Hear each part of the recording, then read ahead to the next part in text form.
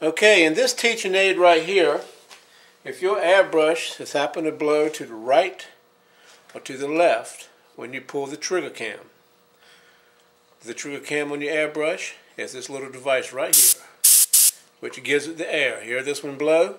That's the trigger cam. Now, if your airbrush happens to blow to the left or to the right when you pull that trigger and look at your spray, then you've got a problem. We might be able to see a little bit of spray on here, and I can show you what I'm talking about.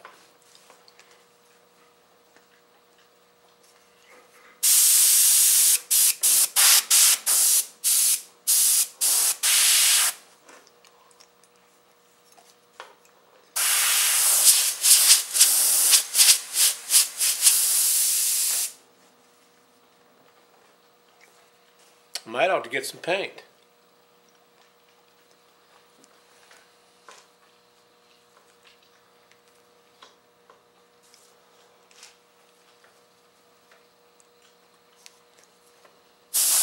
There you go. Okay. You got pulsating, going off to one side. See it pulsating right there? See, that's not what you want. You don't want that. You want a nice, smooth flow. So we got a problem right here with this gun. We're going to fix that so you'll have a nice, smooth flow. You'll see what I'm talking about. Okay. So what you want to do is this has got a cone on the end of it. This right here does. So let's unscrew this. Now I'm working with one hand. I'm an amputee. And once in a while this gun will leave the picture frame there, but that's just to loosen the cone.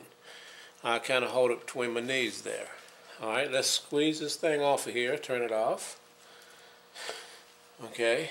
Now we want to make sure the needle, which is right here, this needle, you want to make sure that it is clean and not bent on the tip. And a good way to do that is to drag it against a piece of material, because if it's bent, it'll have a little fish hook to it and it'll snag this material. So this one seems to be pretty good.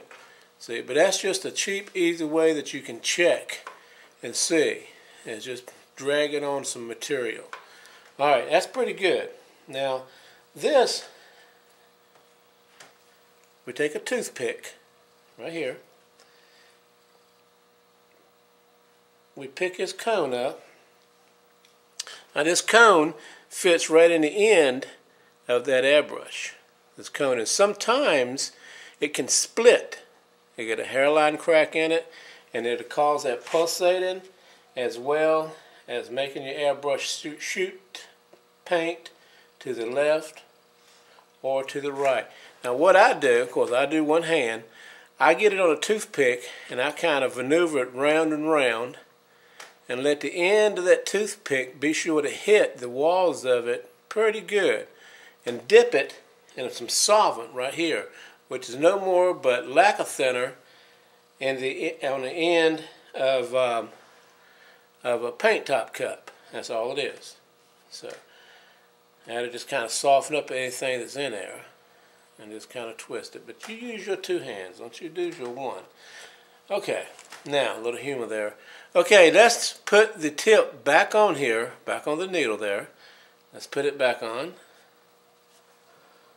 If we can get it on here, one-handed, there we go. Alright, now this assembly head right here, we want to screw it on the top of it.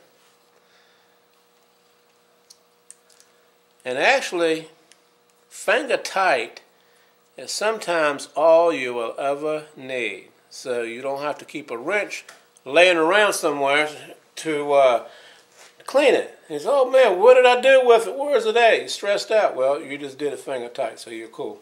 Alright, let's check it out and see what we got.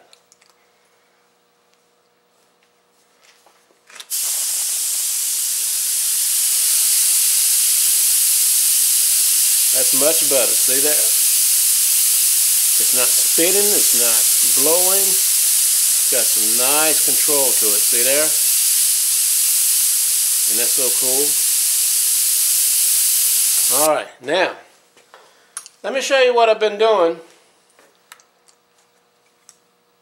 And I'll give you another teach tip on how to clean your airbrush. Stop it from spitting, sputtering, moving to the right, to the left, or pulsating. Alright, that's one teach tip down. Southern Airbrush, talk to you later. Have a big one.